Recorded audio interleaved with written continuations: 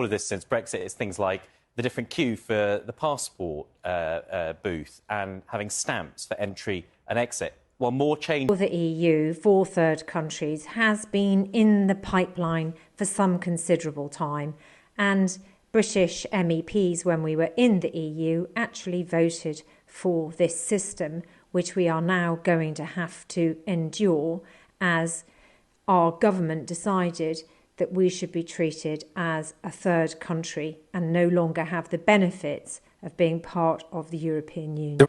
Kwarteng was part of the Conservative government, which ensured that we were punished to the max with Brexit, and he's now trying to say the EU are not being fair. It was them that asked for this reality, and what needs to happen is we need to agree that Brexit has failed and ask to get back into the Single Market and Customs Union and find a way to get rid of the friction between us and the European Typical of the European Union, and because I voted to leave, I think now that was a mistake and we should get back in, because otherwise those kind of things are going to happen again and again.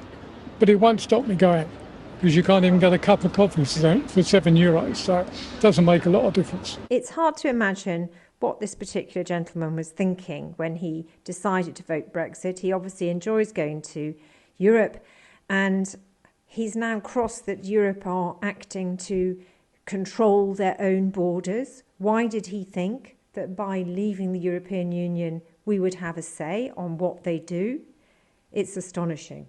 I didn't want to leave Europe anyway, so it's just an extra tax to go on holiday and explore the country and the world. So, yeah, not great. I'm not agree with this tax. I think it's really unfair with the Britannic citizen.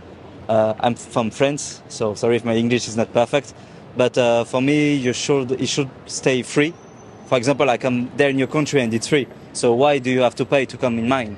It makes no sense.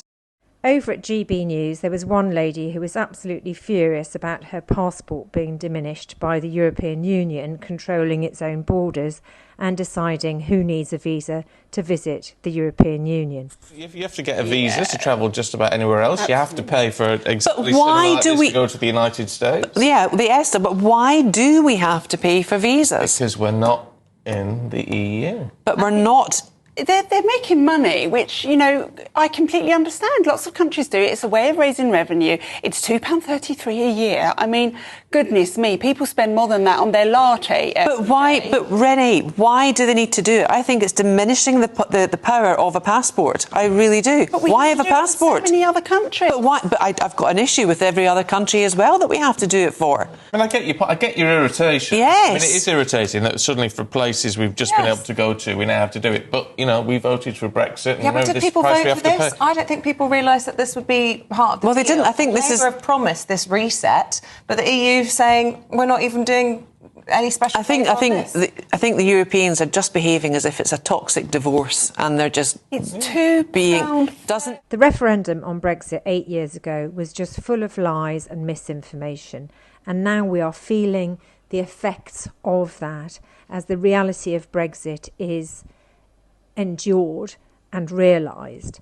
And people like Nigel Farage, who promised everything was going to be great, is now wanting to get people to leave the ECHR, blaming that for Brexit not being the right sort of Brexit. Honestly, where does the self-punishment end? In terms of changes for British travellers going to Europe. If you've got a UK passport and you want to go to the European Union or the wider Schengen area, then the first change that's happening is the entry-exit system starting on the 10th of November 2024. When you go to the EU, you will have to have your fingerprints taken and a facial biometric. 6 months after the entry-exit system is working, then Etias comes into play. That's the Electronic Travel Information and Authorisation System. It's like the American ESTA, only a little bit gentler. It only costs €7, that's £6, and furthermore, on top of that, it's valid for 3 years rather than just 2. Crucially though, it's only going to be optional for the first 6 months. So, It won't be until November 2025 at the earliest when it's mandatory for British holiday makers going to Europe to have a so-called Euro visa.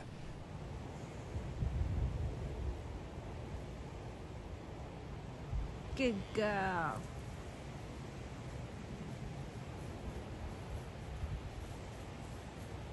Watch out, Meg. Come on then.